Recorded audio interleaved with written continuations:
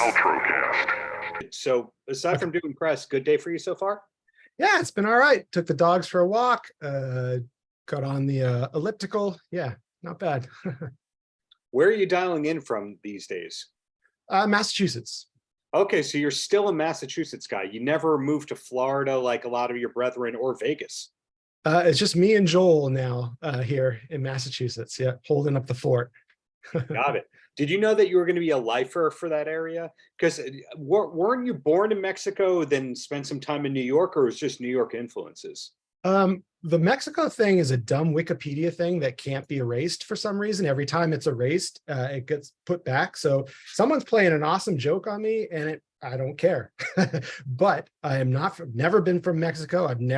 I've played Mexico before. I've never been on vacation there. It's pretty insane that people think I'm from there, but it happens. I've lived in Massachusetts my entire life, and every time I come back from any trip, I'm always like, thank God. I feel home. I don't know if it's because I know the streets. I don't know if it's because I know how to get to my house, but as soon as I step foot on Massachusetts, I feel like I am home. So for that, all my relatives, my parents, my sister, they all moved to Florida. I have lots of people in Florida I know, but I cannot leave the state. I love it too much. The seasons, everything.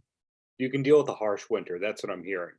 It's not that long of a harsh winter. I mean, you really only February is kind of a month where you can't plan anything. But I'll take it.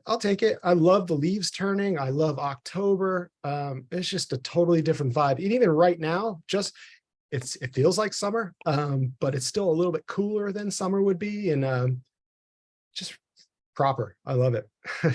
Well, we were set up not to talk about Massachusetts or the weather, but rather Death Ray Vision, new record coming out in about a week and a half.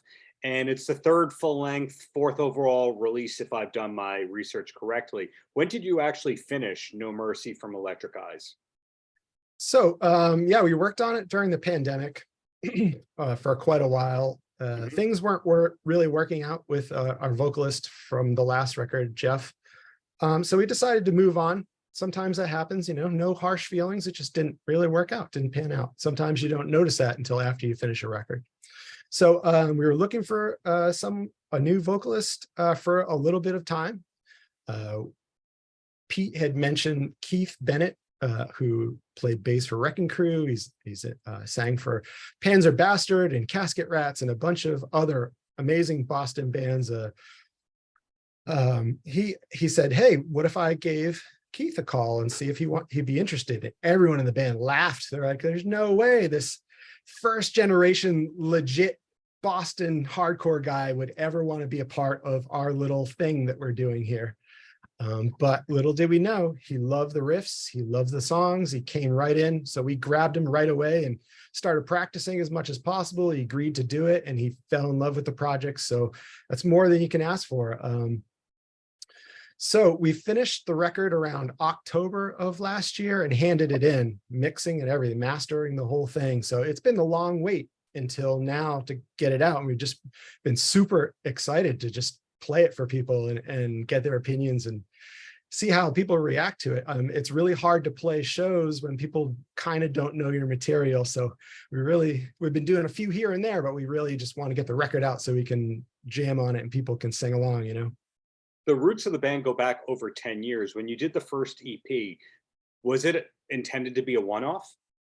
Absolutely. Yes. I had some material just kind of hanging out, doing absolutely nothing. And I called up Brian Fair and I said, "Hey, I have this material. I don't have many songs, but do you want to do something when we're not on tour? Like, I'm so bored sometimes. Like, even though I have a graphic design business and I have a great lady and I got dogs and all this other stuff, it's just really fun to play in bands, whether it's to 10 people or 100,000 people. I just like playing." And I asked Brian Fair from Shadows Fall if he wanted to partake. And he loved the idea. I said, "Oh, we could just play like hardcore tunes. We could do covers. Let's just do like a throwback thing like we did when we were in Overcast together. But maybe a lot less technical and just, stripped down to bare bones kind of a thing without, no stress, no nothing, no ideas of having to create singles or any of that stuff. It was just music that we wanted to play. And that was the kind of inception of that whole section of the first record. But it really was just 5 songs that I had like 3, I think, just laying around. And we just did it to do it, just to see what would happen. You mentioned it, the graphic design company, because most people would go, Killswitch is enough to do. So Killswitch plus Death Ray Vision, that's more than enough to do. The graphic design company, wow. In terms of getting that all done, are you a big calendar person? I have grown to be. If I'm not, I'm missing lots of things and getting yelled at for it, for sure. Yeah, the graphic design business is quite easy. I've been doing it since '92. Off the road, on the road. It just keeps me from being extremely bored on the road. I guess I'm just prone to being a bored person. So I just have to have a lot of things going on. So I'm just not sitting around twiddling my thumbs. But on the road, as long as I have an internet connection, even if I don't, I set up in hotel rooms, I set up on the bus. You really only do something for like an hour and a half a day on the road, which is insane. It's like you got to be on when you're on and then be off when you're off. And in between then, it's up to you to figure out how to bide that time. And graphic design is an excellent way that just gets me pumped and excited to get on stage at night. Do you remember when you first kind of realized that the road wasn't what you saw in movies and read in books, that it really is just mostly waiting around and on other people's schedules, the hurry up and wait atmosphere? I never really noticed. I'm not going to complain either. It's not the worst job in the world. As a matter of fact, it's probably the best job ever. But there's a lot of hurry up and wait. There's a lot of camaraderie. There's a lot of hanging out. So if you're not fans of the people in your band, it could probably not go well for you. And if you don't get along with people in the crew or in the band, or if the crew doesn't get along with you, or if something's off, it rises up pretty fast, and it's got to be either taken care of or a person's got to go home. We run a really good, tight ship of really nice people that are willing to bend over backwards for you. There's no snakes in the grass, there's no weirdos, and that's the way we like it. We want real, authentic people handling other people that we come in contact with, not jerks. You know? Well, being a musician that does a lot of festivals, I find that the first round or 2 festivals you do, you want to be there every second, see bands, hang out all day backstage. And then maybe the 3rd time you do the festivals, you go, what time are we coming on? Okay, let's get there 20 minutes before we hit the stage. Let's get the van immediately out of there. And throughout the day, let's see the bakeries and the coffee shops and do some walking regimens. Is that where you're at this point in your life? Or are you still actually spending all day at the festivals? I mean, it really depends on the bands. I'm 50. I just turned 50. So I've seen it all. I've done it all. I can't remember, besides the Misfits, a band that I've actually wanted to see that I haven't seen. And, some of these festivals, you get to revisit some cool bands that you haven't seen in a while. We just played, last year we played Furnace Fest, or maybe it was the year before. These years get lost to me. I believe it was right before the Slipknot tour, and Hot Water Music played. One of my favorite bands of all time. And I sat side stage, practically crying, sing along to every single word, loving every second of it. So it really just depends on the band. It depends on if I have time in my schedule too. Death Ray Vision just played a show with Killswitch in Hampton Beach, and I literally had no time at all. I had my girl there, I had to eat dinner, I had to play in 2 bands, I had to practice, I had to stretch, and it was it was really tough to get everything done in one day. So just got to plan it out, I guess. I can imagine. I read upcoming tour, maybe it just happened, where it's Death Cab for Cutie and Postal Service. And you go, how is Ben Gibbard going to do both sets and know to hydrate and eat and sleep and all that? In your case, the double duty thing, the 2 bands in the one night, you pulled it off there. But is that something that you'd hope to do in the future for a full tour? I have. Death Ray's definitely toured with Killswitch before, and it's gone really well. It's stressful for me. I'm kind of the guy who's got to like make sure the merch is out and make sure we get paid and all that fun daddy stuff that I kind of don't enjoy. um, but it went well. I just trust in the dudes in both bands, and everyone gets along really well, and just going to make sure that everyone hits their time marks and no one gets offended. That's the way it goes. Just get on the stage when you're supposed to be on there, get off the stage when you're supposed to be on there, and then try to eat in between if you can.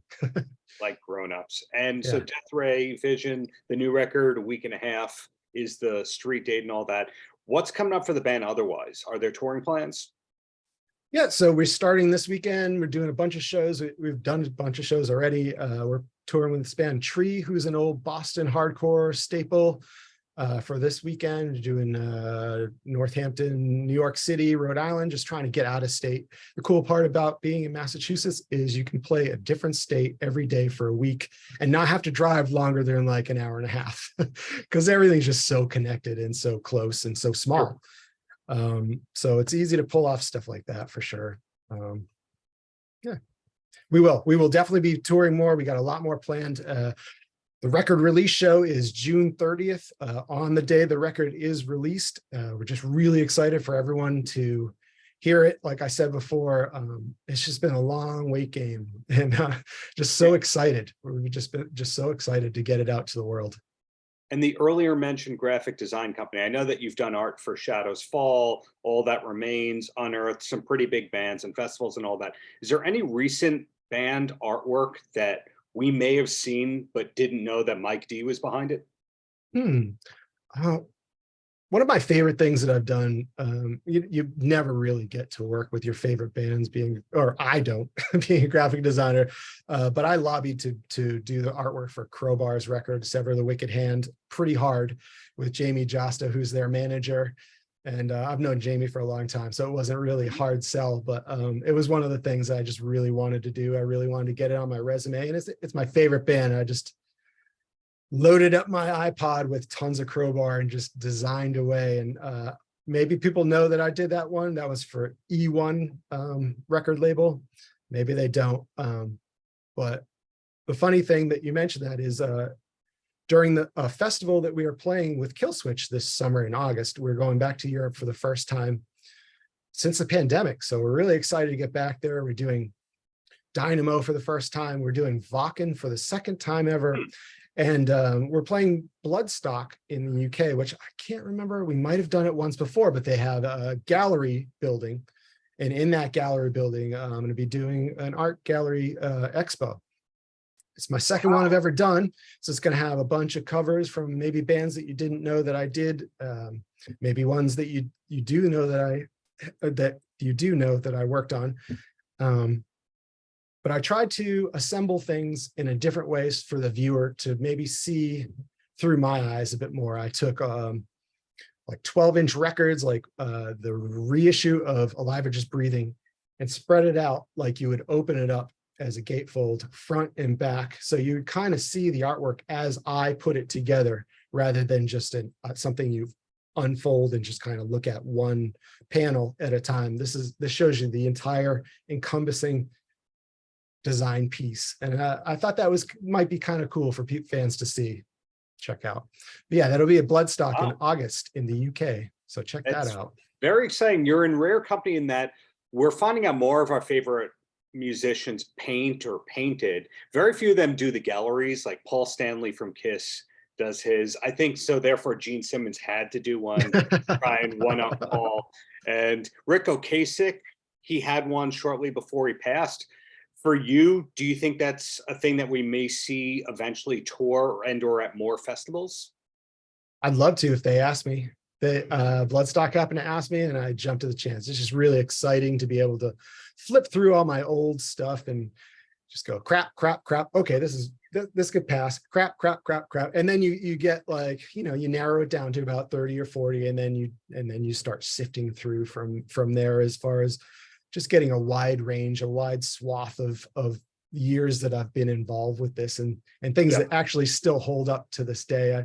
A lot of the stuff that I like in particular is the reissues that I've been doing lately for Killswitch Engage, which is really fun to just get back into that artwork and rip it completely apart and then reassemble it, but cleaner and fresher. And It's just a really satisfying experience to be able to right design wrongs that I may have made in the past, not thinking, when you do these pieces for, a month, 2 months, there's little things that can pass by real easy and you don't notice them because you're just looking at the overall big picture, not the tiny little details. So that was really fun. Well said. Well, two quick questions and then I'll let you go. And the first one is, do any photos of you and Mike D from the Beastie Boys together exist? They don't. I wish. It's funny. My best friend from when I was in kindergarten was Mike C, and I was always Mike D. So that ran throughout my entire childhood. And then all of a sudden, this guy from the Beastie Boys has my name. And there was a giant resurgence of calling me Mike D again as soon as that became a popular thing. But it was my name for quite a while before that guy came into the picture. But it's pretty cool company anyways. And there's plenty of Mike D's to go around in the world, that's for sure. Definitely are. Including, is it Billy Joel's keyboard player, Mike Delguodici, I think his name is. But anyway, Okay. Back to you. Last question. You are known as being a punk hardcore metal guy, but being that you're around the age that I think you are, because you said a number before, but you never ask a man his age. Were you into Van Halen before you got into all the punk hardcore metal stuff, or did it all start with the indie stuff for you? It's funny that you picked Van Halen out of all the bands, because that's probably one of the few rock bands that I was into. I definitely have one of those enamel Van Halen pins. I was kind of a child of the 80s, so a lot of the glam metal, I didn't like it, but it was there. So it was kind of hard not to listen to. But yeah, Van Halen was kind of close to glam metal, but not poofy hair. So I kind of dug it a little bit more. And doing kicks in the air and stuff like that. Like David Lee Roth was a monster on stage. It looked so fun. I wanted to be that guy doing gymnastics and jujitsu on stage. It looks so cool. And it's hard not to want to do that with Van Halen, especially older Van Halen. Why do you ask? Are you a big Van Halen guy? I am, but you're obviously a level-headed person with a sense of humor who the music is just, if you were going to judge the book by its cover, you kind of get your aggression out through the music and the performances. And then you're a very level-headed, business-minded, committed kind of person. And I find that in the hardcore and punk scenes, they usually were Kiss, Motley Crue, Van Halen people if they're over a certain age. And then they got out of that and then they figured, whether it's the Talking Heads, the Ramones, Slayer, something had to have happened. They didn't just start off indie. Let's see where it's probably started for me with the Monkees, if you can believe it. Nice. Yeah, because I'm that old, and the Monkees were like a big deal back then. And Yeah. my sister was 4 years older than me, so I kind of loved anything that she was into, and it was the Monkees for a long time. And then I got into skateboarding, and skateboarding completely turned everything on its head. Sure. I started noticing a bunch of skateboarders with like Misfit shirts or like any of these crazy bands with really cool logos or just artwork. And that thus also made me fall in love with artwork as well. Just flipping through those magazines. David Carson was designing a lot of the ads back then, and it blew me away that you could just use any old thing to make artwork. He was an innovator. David Carson was, for sure. For sure. Well, hey, Mike, thank you for the many years of great music and great artwork, and looking forward to the next New York gig and what's to come from you as both an artist and a musician. Really appreciate it. Thank you so much. Yeah, thank you for your time, and I appreciate the interview. Paltrocast.